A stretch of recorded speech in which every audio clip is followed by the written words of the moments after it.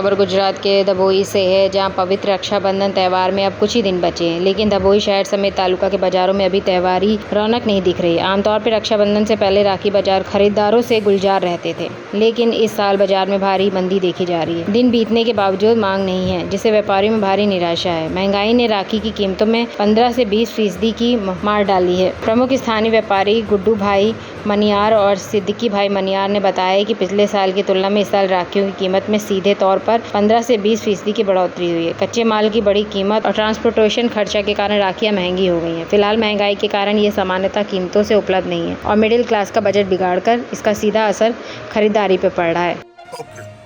દર વખતની જેમ રક્ષાબંધનનો તહેવાર નજીક આવ્યો છે। રક્ષાબંધનને માત્ર 5 દિવસ બાકી છે, પણ ઘરાકીનો માહોલ જોવા મળતો નથી। જે ગયા વર્ષ કરતાં જે જોવો હોય એ ટાઈપનો માહોલ અહીં જોવાનું મળતો નથી। અને દર વર્ષની જેમ જે રાખડીઓમાં જે ભાવ વધારાને લીધે ગ્રાહકોને થોડી ઘણી તકલીફ પડે છે ખરીદવાની અંદર।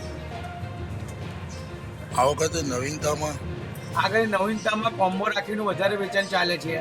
બાળકો માટે લાઇટવાળી બાળકો માટે બી કોમ્બો છે, બાળકો માટે લાઇટવાળી ટેડી બિયરવાળી ઘણી વેરાયટીઓ છે।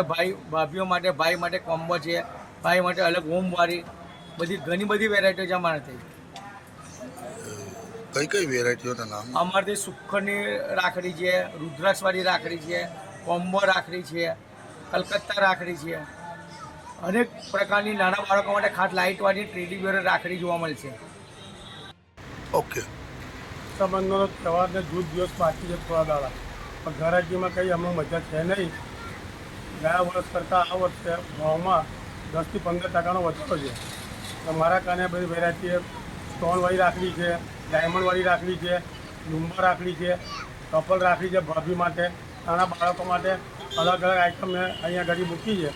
પણ હમણાં લગીમાં કોઈ ધંધો જોઈએ એવો થતો નથી।